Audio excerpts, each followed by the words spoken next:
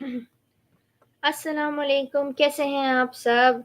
So we are back with one more interesting topic, and that topic is reading comprehension. So let's start.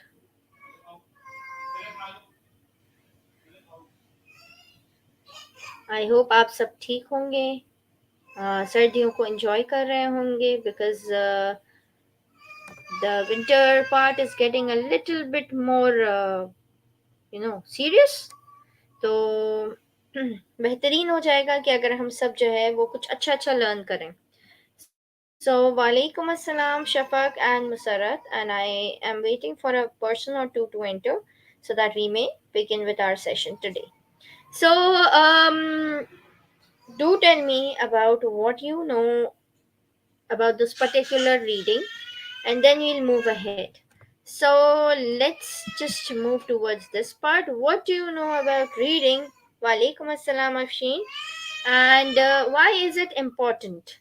क्यों ज़रूरी है क्यों ज़रूरी है हमारे रीडिंग करना? Why is it so important that we are into reading? आज हम रीडिंग सीख रहे हैं. क्या ऐसी ज़रूरत वाली काम है कि भाई हमें जो है ना रीडिंग सीखनी पड़ रही है? क्या कोई बता सकता है?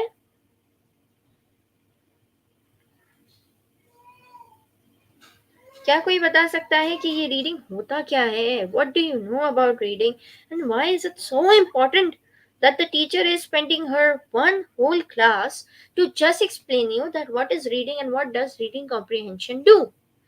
So, I am waiting for your responses. Hadia, walaikum assalam.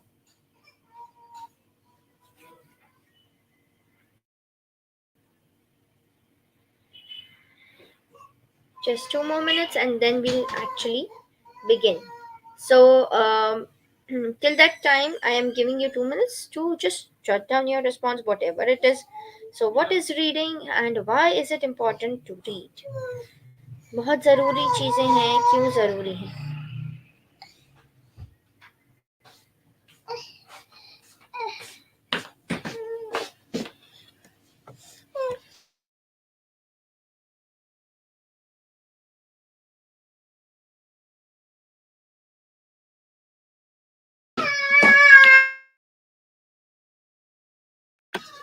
Alright, it's 9:03 and one more minute, and then we'll move towards the answers.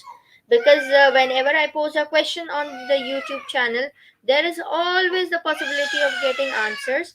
So I would like each one of you to quickly tell me what is it so that we can move ahead. One more minute, and then we'll move ahead.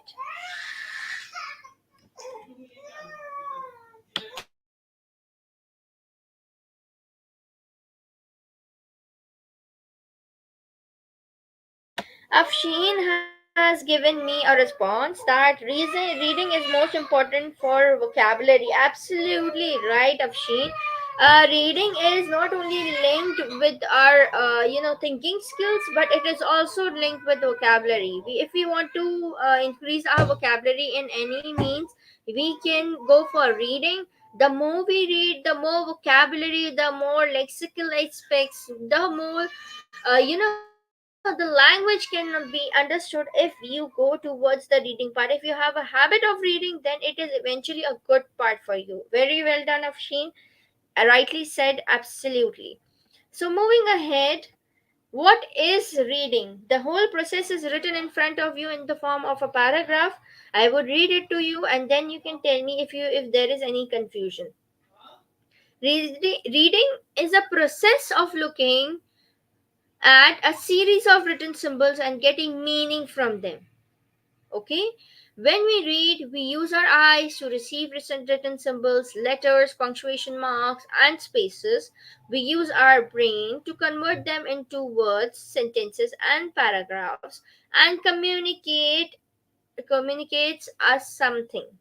To communicate something to us, something that is very important. Like if we are reading anything, the purpose of reading is to understand the meaning of the context so that you can use it in any further life, in any future reference, whatever is there for you.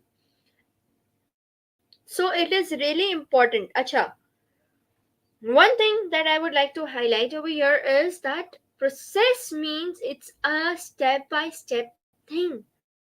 It is a continuous thing, you cannot stop it.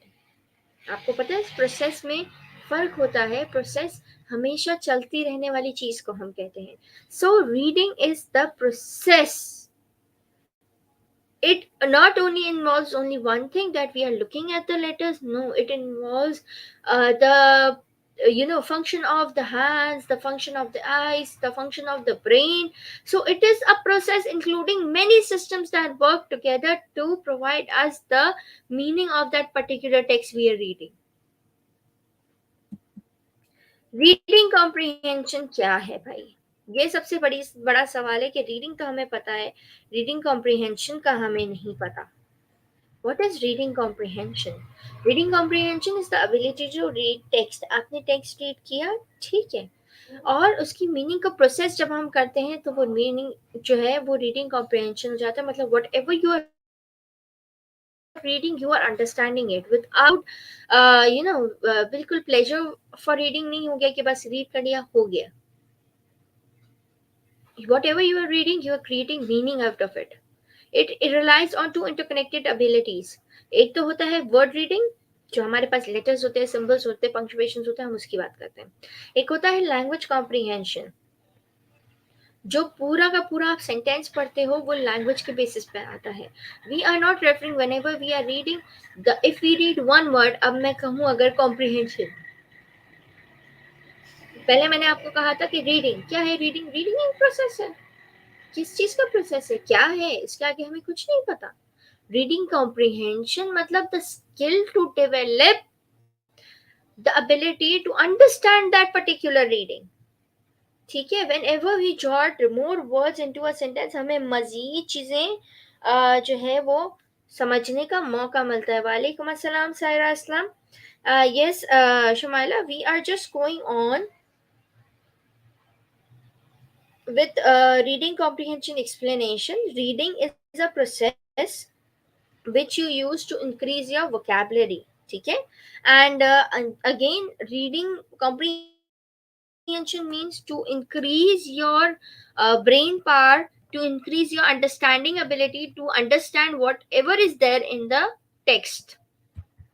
क्यों ये reading important है? Why is it so important to read भाई? वालेकुम अस्सलाम Tarim Fatima, welcome to the class.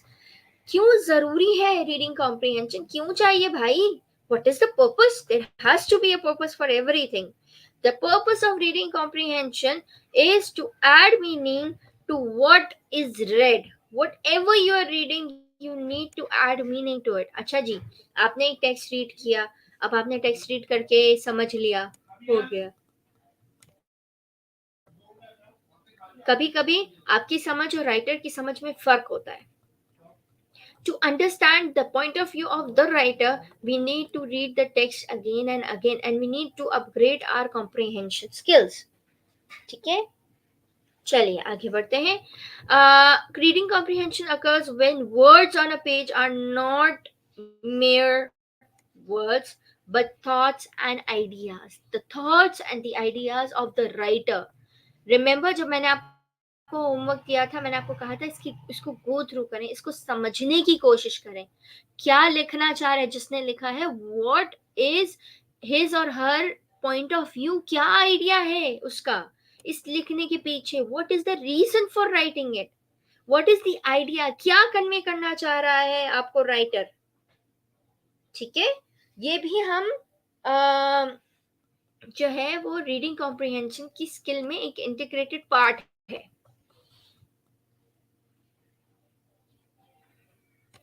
Okay. Comprehension makes reading enjoyable, fun, and informative. It is needed to succeed in school, work, and in life in general. What happens when you read? आप जब लिखते हैं, आप जब पढ़ते हैं, आपकी नॉलेज में इजाफा होता है. Eventually your knowledge increases. When you work, when you are in school, you have a lot of things. जब हम एजुकेशन हासिल करते हैं, कोई भी डिग्री हासिल करते हैं, they do not provide us only lectures, they provide us with the reading material, because reading is that third skill skill in language, that is the most essential part. मुझे कैसे पता that language is the reading is the third skill which is the most essential? कैसे पता? मैंने भी कहीं ना कहीं पढ़ा होगा ना.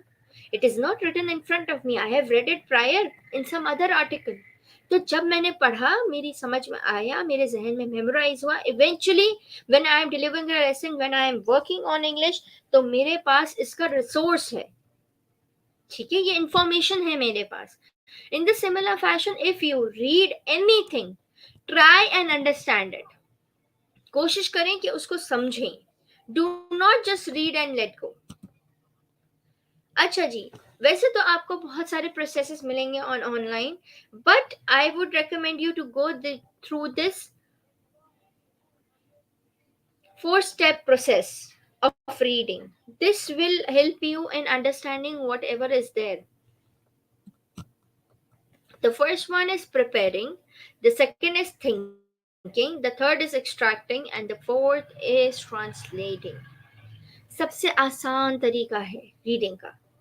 Okay, so what you're gonna do is we will follow this process and we'll move ahead so that we may know कि करनी कैसे है reading.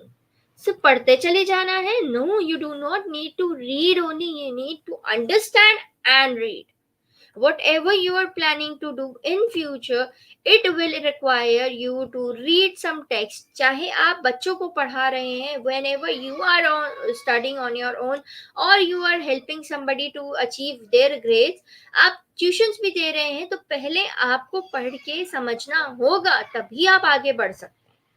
In every aspect of life, language is the only aspect जहाँ पे आपको focus करना होता है चारों चार स्किल्स पे, that so that you are able to achieve something. ठीक है, चलिए लेट्स मूव अहेड. क्या है प्रिपेयरिंग फॉर रीडिंग? भाई क्यों तैयारी करें हम, कैसे तैयारी करें? What is the preparation for reading? Understanding the structure of information. किस तरह से आपको इंफॉर्मेशन प्रोवाइडेड है, क्या दिया गया है, क्या समझाने की कोशिश कर रहा है राइटर. इसमें आपके पास जो स्पेसिफिक वोकैबुलरीज है, जब मैंने आपको रीडिंग कॉम्प्रिहेंशन भेजा था, आई टोल्ड यू कि आप इसमें से Shumaila, I tell you the extracting meaning. ये आगे आ रहा है, आप बेफिक्र रहे, मैं पूरा समझा के जाऊंगी, टेंशन ना लें. So what is preparation for reading? जब आपके पास आपकी जो वोकैबुलरी है उस टेक्स्ट में, जब आप उसको पढ़ के उसकी मीनिंग समझेंगे, उसके बाद कॉन्टेक्चुअल मीनिंग समझेंगे. याद है जब हम इडियम कर रहे थे तो मैंने आपको कहा था that there are two meanings of each things. There are two meanings of each thing. The first one is literal, मतलब जो आप डिक्शनरी से उठा के और फटाफट से साइड पे रख दें, ये पहला मीनिंग होता है. दूसरा मीनिंग क्या होता है? Contextual meaning. कैसे, क्या होता है भाई कॉन्टेक्चुअल मीनिंग? पता है किसी को? Anybody knows what is a contextual meaning? What is literal meaning? The actual meaning from the dictionary. Contextual क्या होता है?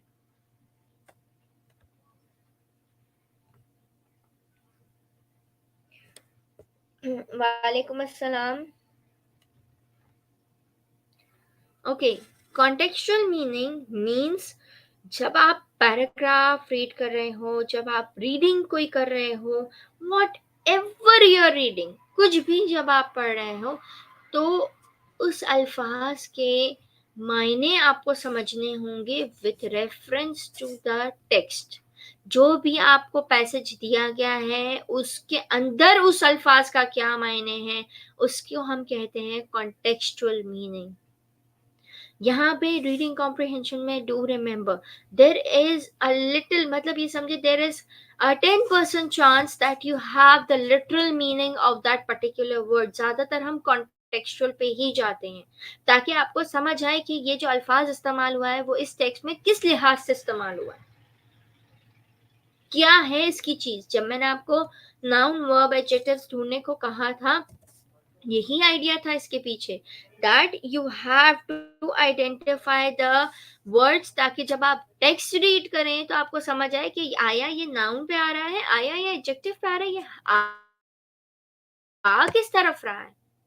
If it is after the subject immediately, then it's a verb. But if it is long ahead to the verb, जो आपका subject है उसके बहुत आगे जाके कहीं आ रहा है तो वो नाउन है या एडजेक्टिव है. So that this is the purpose that I ask you to identify all the parts of speech. Okay, ताकि आपको preparation ho that you are gonna read. You will identify the words you're gonna read, and then you're gonna understand the meaning of the whole text.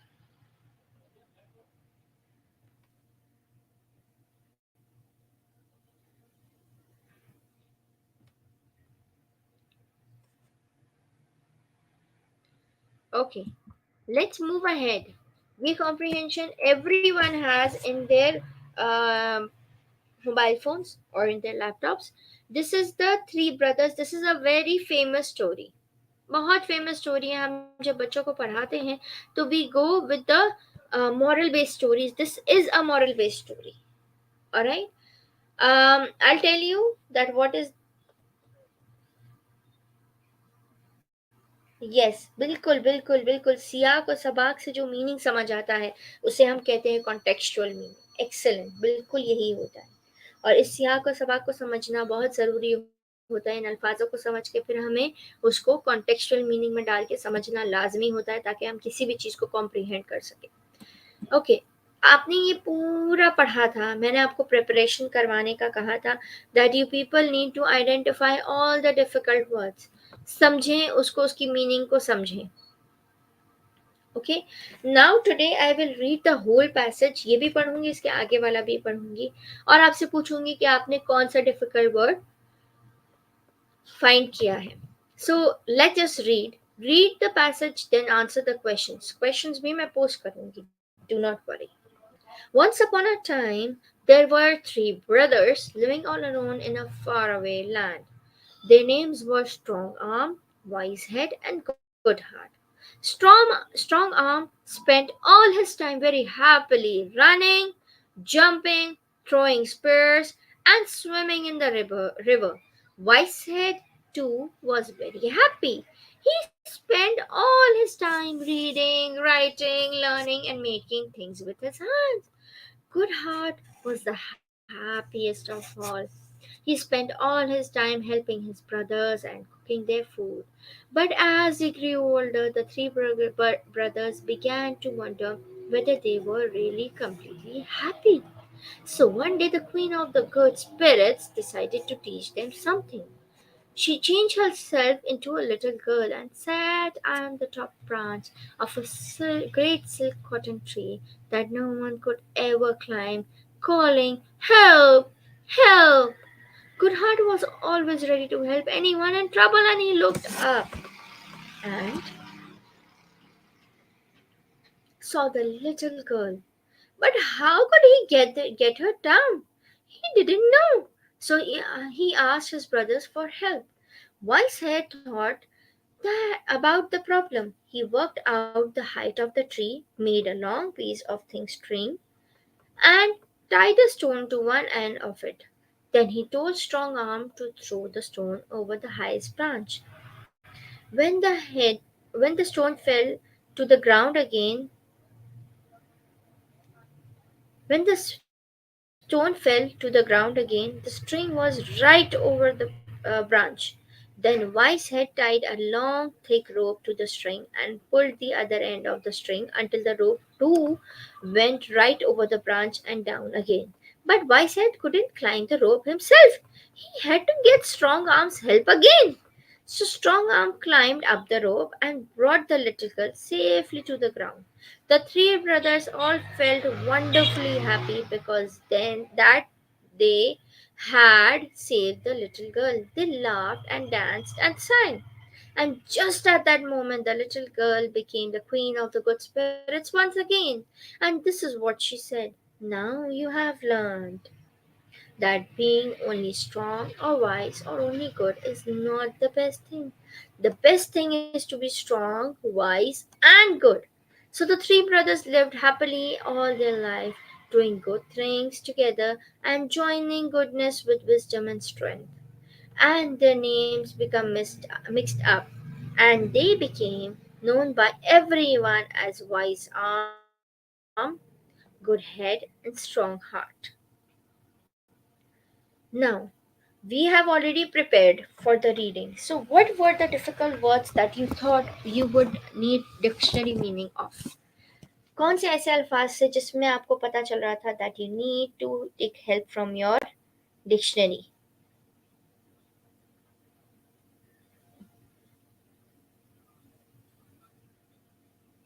क्या आप बोलेंगे? कौन से ऐसे अल्फाज हैं जिनसे आपको लगता है कि आपको इसमें से प्रिपरेशन के लिए कोई ऐसे अल्फाज हैं जिनको आपको मीनिंग करने पड़ेंगे? वाइस हेड, ओके, ठीक है, vice head, okay, very good.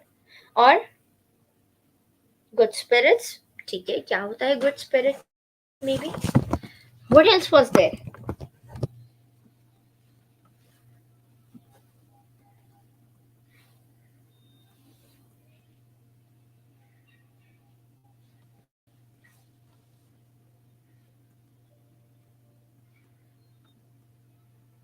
Okay, throwing spears, spirits, good।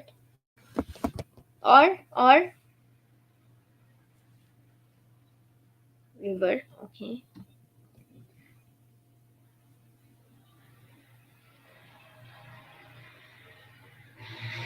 wise arm, okay।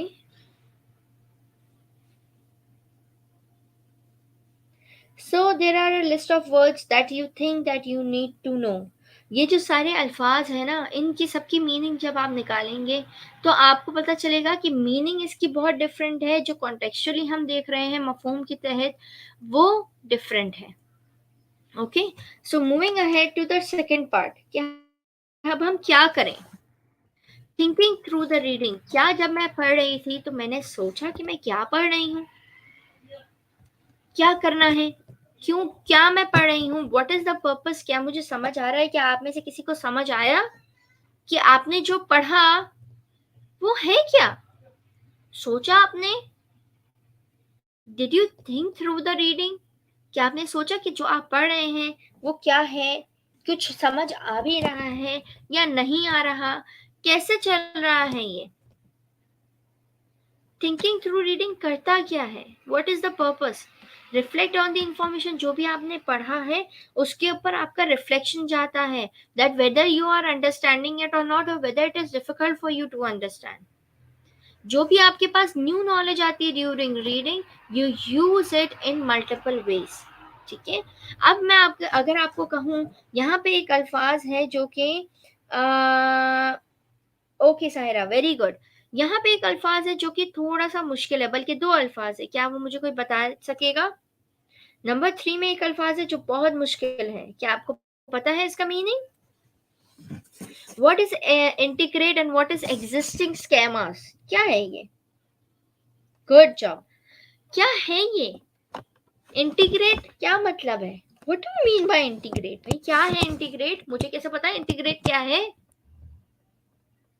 और ये एग्जिस्टिंग स्केमास क्या है? कैसे मैं इसको कौन से तरीके इस्तेमाल करूं, क्या करने के लिए? Basically integrate means to link, to connect. ठीक है, एग्जिस्टिंग स्केमास, स्केमा मीन्स एक आपके दिमाग में, ये एक साइकोलॉजिकल टर्म है और इसमें आपके पास स्केमा मतलब एक तस्वीर होती है हर एक चीज की।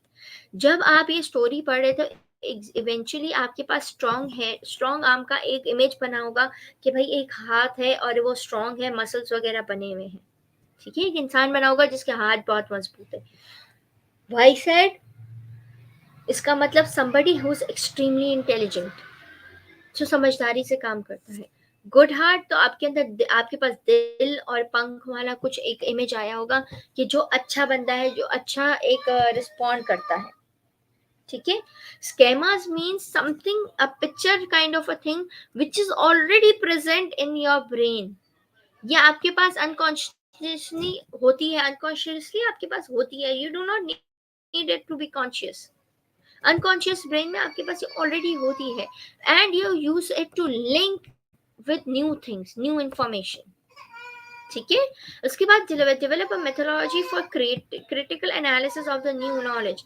अब आपको जो आपने पढ़ा है वो आपको सोचना है कि आया ये हमारे पास हमारे इस्तेमाल में आ सकता है, क्या ये वाकई होता है या ये नहीं होता, कैसे होता है कैसे नहीं होता। अगर हम फिर से इस पैसेज को देखें, so what do you think in the first part कि हुआ क्या, क्या सोचा आपने कि क्या हो रहा है यहाँ पे।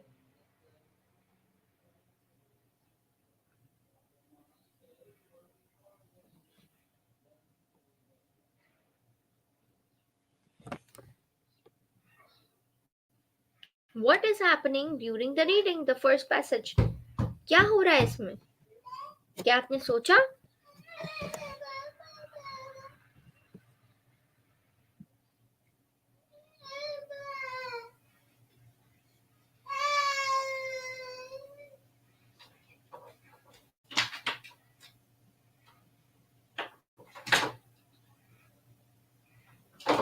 अगर मैं होती तो मैं सोचती कि भाई शायद ये कोई एक तरह का टेस्ट है। हाँ बिल्कुल, the information of three brothers, very good, welcome Javeria.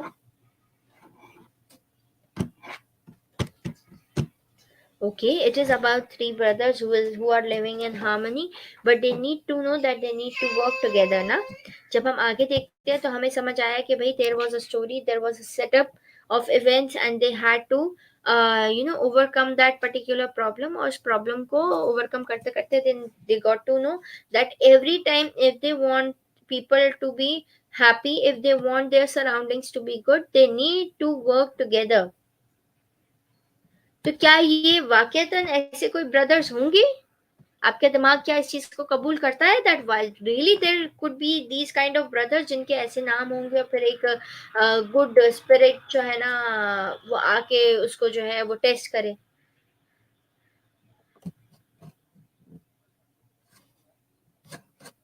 क्या समझ आता है आपको इससे, क्या वाकईतन ऐसे तीन ब्रदर्स होंगे, क्या वाकईतन जो है कोई ऐसी चीज होगी जिसकी वजह से ये इस तरह की सिचुएशन बने।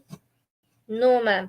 सो if Saira, everybody, I'm asking from everybody, Saira is responding very quickly। so अगर ऐसी बात नहीं है तो ये किस चीज का है, what is the reason of the text, what is the reason of the text भाई, क्यों। अब जो हम ये क्यों का सवाल करते हैं ना, ये जो हम क्यों का सवाल करते हैं, ये क्यों का सवाल आता है तीसरे पार्ट में। extracting and organizing the information to extract the meaning as well। जो आपके टेक्स्ट में जो मीनिंग है उसको समझने की कोशिश करना। Good spirit, queen of the good spirits mean के जो अच्छी रूह होती हैं, आपको पता है अच्छी रूहों की एक क्वीन होती है, इनके अकॉर्डिंग अच्छी रूहों की एक क्वीन होती है। हमारे लिए हम इस चीज को दूसरी तरफ भी लेके जा सकते हैं। मैं आपसे पूछूंगी फॉर लर्निंग टू हेल्प, ये Safsheen Bakhtiyar, they are asking that if we want to help someone we need to do what about the help, about the help we need to have what, create a new structure or meaning, integrate the related integrate and relate to other information and knowledge acquired by the learner from previous learning experience। क्या ऐसी कोई story आपने कभी देखी है that when a person is in trouble, okay, and you want to help that person and you go ahead and with a good heart you try to help them, but eventually sometimes good heart is not enough, you have to use your wise head as well।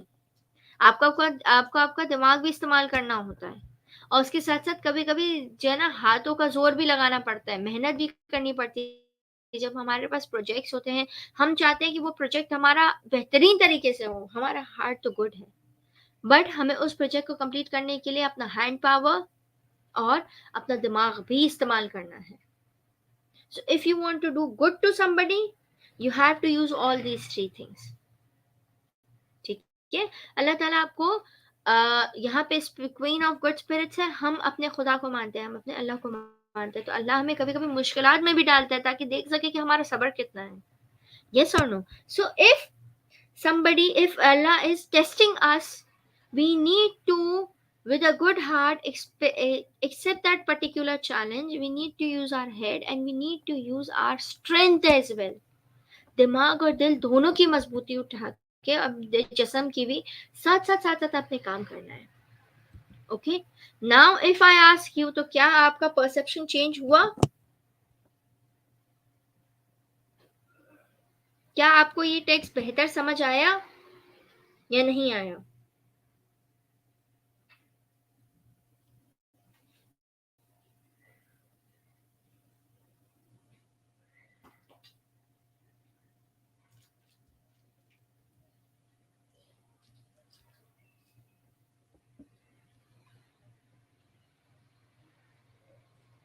हमेशा whenever you are reading, whenever you are going through any text, कोशिश करें उसकी between the lines की meaning को समझें.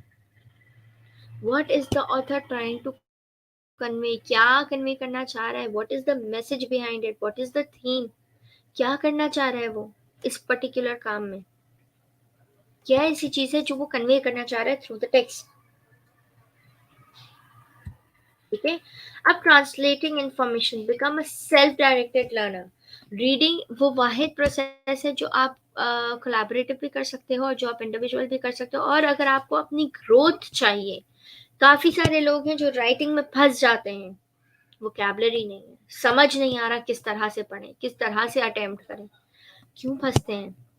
जब आप read करते हैं तो आपकी वोकैबुलरी इंक्रीज होती है. जब आप रीड करते हैं तो आपको समझ आता है कि मैं किस तरह से सेंटेंस को स्टार्ट कर सकता हूँ, कौन कौन से तरीके हो सकते हैं. उसने उस तरह से स्टार्ट किया तो हो सकता है मैं भी अपनी राइटिंग में इस्तेमाल कर सकूँ.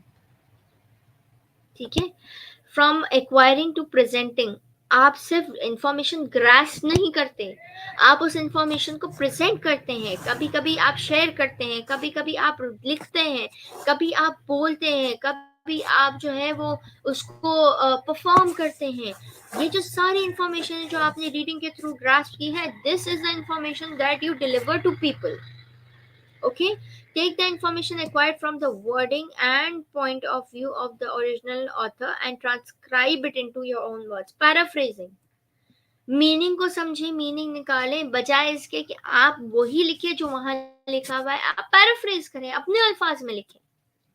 आप लिख सकते हैं. ओके. अगर मैं आपको कहूं कि इसका एक मॉरल निकाल के आप मुझे बताएं, only take out one moral जो कि ऑलरेडी इस टेक्स्ट में प्रेजेंट है, सिर्फ मुझे उसको हाईलाइट करके बताएं कि क्या है ये मॉडल. उसके बाद आप मुझे जूम की क्लास में उसको अपने आप में वर्ड में पैराफ्रेज भी करके बताएंगे. कहाँ दिख रहा है आपको model? There is a statement said by the queen of the good spirits जो कि बता रही है that what was the purpose of the test. कहाँ लिखा हुआ है ये?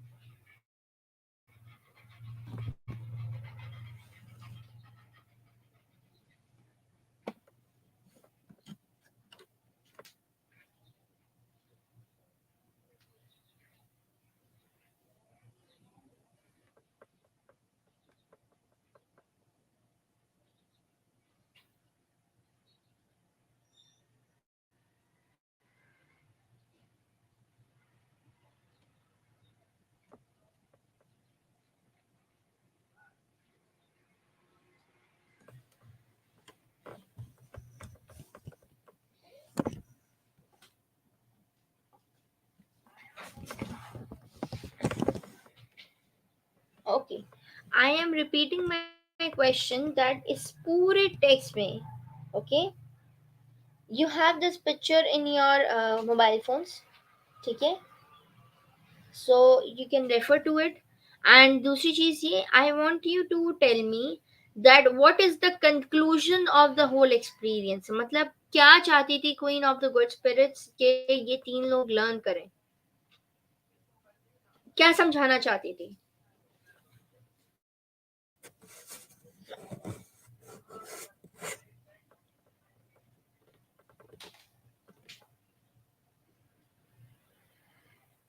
Okay, excellent. Second last paragraph की लास्ट थर्ड लाइन में है. एक्सीलेंट, बिल्कुल सही. Now you have learned that being only strong or only wise or only good is not the best thing. Excellent. दोनों ने सही लिखा है. The best thing is to be strong, wise and good. Excellent. ये होता है, ये है आपका moral of the whole text. आपने पूरा का पूरा पढ़ा, मगर आपका जो मेन थीम था, जो आपको ट्रांसलेट करना था, वो ये था that you have to learn a lesson.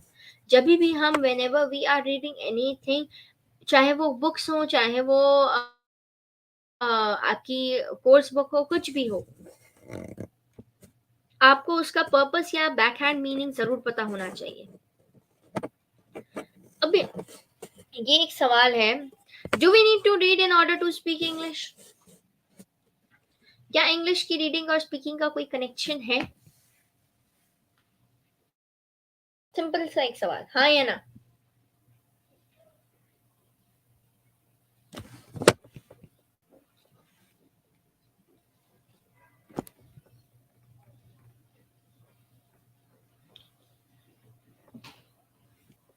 Okay, Hadiya कह रही है यस. ओके, यस, ठीक है, ये सब सब कह रहे हैं भाई yes, very good. Okay, the short answer is no. Some native speakers cannot read or write, but they speak English fluently. On the other hand, reading is something that you can do on your own and that can broaden your vocabulary, thus helping you in speaking and in listening and writing. कोई ताल्लुक नहीं होता. अक्सर ऐसे लोग होते हैं जिन्होंने पढ़ा तक नहीं होता. मैं ऐसे लोगों को जानती हूँ. Yes Shumaila, very good. मैं ऐसे लोगों को जानती हूँ जिनको नहीं आता इंग्लिश पढ़ना, जिनको नहीं आता उर्दू पढ़ना. ठीक है, पुराने लोग हैं, जो हमारे इंडिया से आए हुए लोग होते हैं. They do not know to read English, they do not know to read Urdu, but eventually they know how to speak Urdu and English, because speaking एक ऐसा प्रोसेस है जो आपके एनवायरमेंट से आता है. मेरी 5 साल की बेटी है, 5 साढ़े 5 साल की बेटी है. She knows how to read a little bit, but she is speaking in English from the past 4 years. मतलब the first time she started speaking when she was 1.5 and eventually then gradually she moved ahead. उसको English speaking की आदत है, हालांकि उसको उस वक्त उर्दू की उस वक्त उसको रीडिंग नहीं आती थी. बच्चे हमारे, they do not know how to read, but they do know how to speak. So, speaking is a process which is done with the influence of our partner or whoever is around us. It has no connection with reading, but yes, if you want to improve your vocabulary, if you want to improve your speaking power, if you want to improve the words that you speak, उसके लिए हमें reading करना लाजमी है. क्या मेरी बात समझ आई? सोचा करें, सुना करें मैं क्या कह रही हूँ. क्रिटिकली सोचें चीजों को. आगे बढ़ते हैं. Reading is a receptive skill, through it we receive information. Reading के थ्रू हम सिर्फ इंफॉर्मेशन लेते हैं, देते नहीं हैं. हम रीडिंग करके किसी को इंफॉर्मेशन दे नहीं सकते. स्पीकिंग से ही हमारी इंफॉर्मेशन डिलीवर होती है. But the complex process of reading also requires the skill of speaking so that we can pronounce the words that we read. इस वक्त मैं रीड कर रही हूँ, ठीक है, मैं रीड कर रही हूँ. I am basically reading the text and speaking to you. मैं आपसे बात कर रही हूँ. Whatever I am understanding from the reading, I am explaining it to you. This is the speaking part. What I am doing, first I am reading and then I am speaking. So there is a minor difference. Whenever you are reading, you are going through the text which is already provided to you. But whenever you are speaking, that text is in your head and then you deliver it to somebody. In this sense, reading is also a productive skill in that we are both receiving information and transmitting it, even if only to ourselves. हम अपने आप को ही limit करके देते हैं. कभी कभी हम दूसरों को भी डिलीवर करते हैं, कभी कभी हम अपने आप को भी दे रहे होते हैं. ज़्यादातर हम रीडिंग करके अपने आप को दे रहे होते हैं. ठीक है, चलिए. Read the comprehension provided and answer the following questions in Zoom class. आपके पास 20 minutes है. At 10 o'clock sharp I'll start with the session Zoom. And at that point of time I want everyone to be prepared. ये मैं आपको आपके WhatsApp groups में भी भेज रही हूँ, so that it is clear and it is easily done and dusted. The first question is, what is the theme that the writer wants you to understand from the story? क्या चाहता है writer आपको समझाना, क्या चीज समझाना चाह रहा है? What is the main idea of the passage? अच्छा, थीम और मेन आइडिया में थोड़ा सा डिफरेंस है।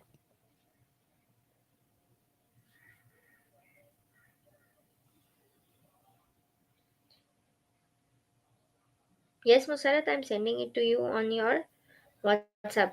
Okay. What is the main idea and what is the theme? क्या पता है आप लोगों को?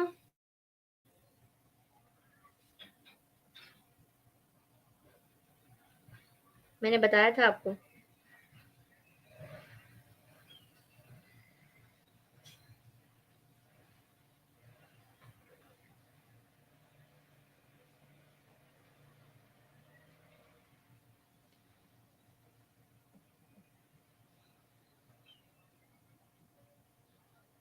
What